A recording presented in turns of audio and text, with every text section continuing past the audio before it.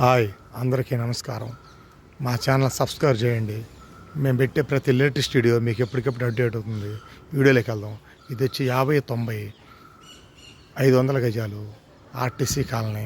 50-90 500 గజాలు east face RTC colony. చూడండి, పంటకాల road దగ్గర వాక్పల్ డిస్టెన్స్. పంటకాల రోడ్డుకి మూడోది.